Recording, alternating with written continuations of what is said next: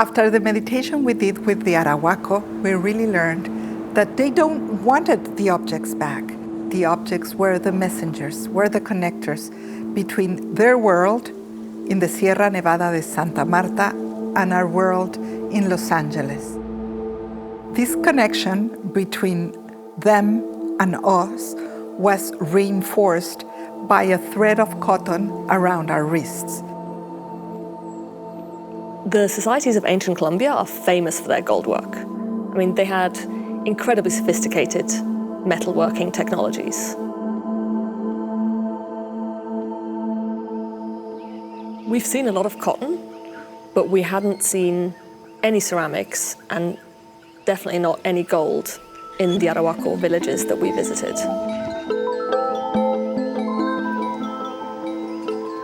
The contemporary indigenous societies today don't seem to be working with metals almost at all. So what happened there?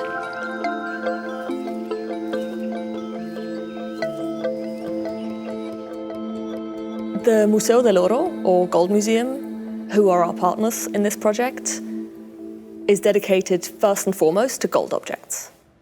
En el año de 1939, cuando el Banco de la República decide iniciar esta colección con la pieza emblemática de la colección, el poporo quimbaya, para preservar estos objetos, de seguir siendo fundidos y de seguir siendo sacados al exterior. The Museo del Oro's collection prevented many objects from being sold to other countries legally or illegally. One of the most important pieces at the Museo del Oro is the so-called Balsa de El Dorado from the Muisca people. This is it. It depicts a balsa, or a raft, with 11 figures on it. And there's a large figure in the middle, which must be the cacique, who's heavily adorned. You know, he's wearing an elaborate headdress and nose ornament with dangles. And then surrounding him are 10 attendants, some of whom are holding jaguar masks in front of their faces. Everyone assumes this piece to be related to the legend of El Dorado. So we're at Lake Guatavita, and this lake has long been associated with the legend of El Dorado. In one version of this legend, El Dorado was a famous ruler who, centuries ago, governed an area near modern-day Bogotá City in Colombia. During festivals, he would cover his entire body in gold dust and travel to a special lake for an offering ritual. There, he and his attendants would take a raft out onto the lake and throw all sorts of offerings made of gold, clay, and precious stones into the water. Gold pieces have been found around the rim of the lake, and ceramic pieces too, but nothing spectacular. And of course that has brought treasure hunters for the last 500 years to try and claim this gold, these treasures of gold that are supposed to be at the bottom of this lake. And at one point, they put a big cut right through there where we came up. The lake drained out and revealed a lake bed of incredibly thick, dense, sticky mud. What happened was that it dried, and it dried into a rock-solid, cement-like surface. So whatever was in that mud just became even more inaccessible. And so even though the attempt to drain the lake worked, they didn't get the treasure that they were hoping for. Pues nuestro Museo del Oro, a pesar de que nos llamamos Museo del Oro, es un nombre que nunca cambiaremos porque la magia del oro es única y la colección realmente es fuerte, es en orfebrería. La colección, muy pronto, después de 1900, de que se inicia la colección de orfebrería, se empieza a coleccionar también cerámica y otros materiales. Somos un museo de la gente, de las sociedades que produjeron esta orfebrería, y en esa medida pues contextualizamos los objetos de orfebrería con el resto de la cultura material en estas sociedades. The relationship between materials is important. There is a clear connection between ceramics and gold work. This is an offering to the gods, to the spirits. All the objects were made for the offerings. All these votive figures are long and very delicate, and they fit very well in the ceramic vessel. So it is evident that the offering vessel is part of the message of the whole assemblage. The message in this offering is very clear. We have several objects that evoke or refer to a muisca, a human sacrifice that the muisca performed.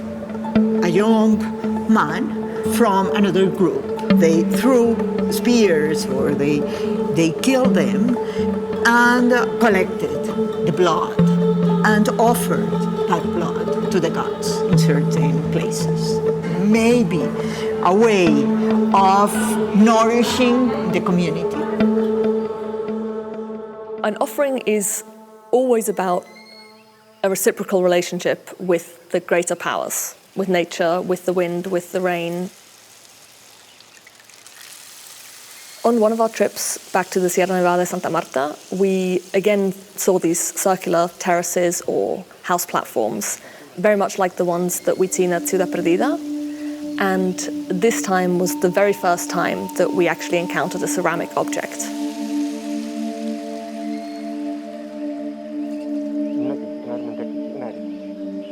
Todo el mundo no está autorizado para hacer una olla de barro. Siempre hay ese proceso de iniciación, preparación y autorización para poder hacer la olla. No toda la tierra sirve, sino se coge las tierras que están dejadas para eso. Una serie de actividades de compra y luego el desarrollo. Cuando está en práctica no debe comer sal, no debe utilizar los alimentos que comúnmente uno come. Entonces tiene que haber una estricta dieta para empezar a fabricar esas ollas. It was amazing to hear that even for such a plain-looking object, there was this whole process of initiation and permission-seeking and preparation that would go into making it. Tiene que tener ese trabajo mínimo unos 9 días de actividad cultural para empezar a desarrollar la olla. Y después de tener la olla, entra una etapa de, podríamos decir, una ceremonia de autorización para qué va a servir. Si es para cocinar, si es para fermentar, si es para mantener agua y para cuándo.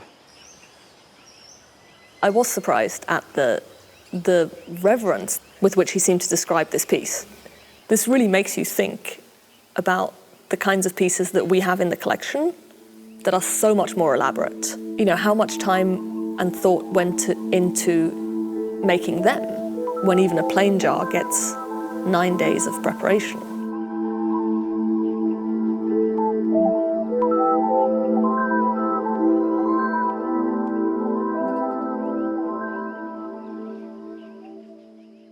To return to our question about never seeing any gold on our visits with the Arhuaco, we reached out to Wade Davis, who has a long-standing relationship with indigenous cultures in Colombia.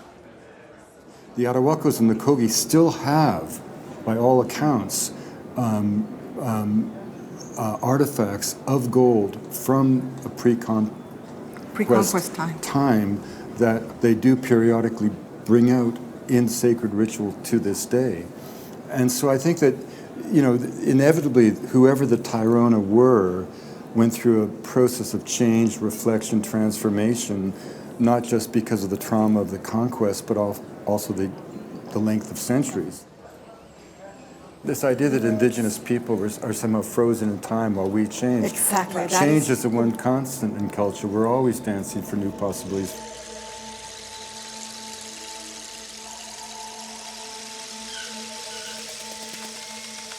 What happened with the European invasion of the Americas, it's a very long and complex story. But the truth is that for all the nations that inhabited this continent, many, many things were taken from them. With that, many specialized artists died. And when that knowledge lost is lost. But what wasn't lost, it's the spirit of thought. Through that process that Mamo Camilo still practice, they reconstruct themselves. And today they use cotton as something valuable to keep the essence of the moments Just as the Tairona used gold to keep the essence of the sun or give it as an offering and keep that life force alive, the fact that they lost the connection to gold is just one small aspect of their culture. But what really survived is a way of understanding the world, and that is still alive today.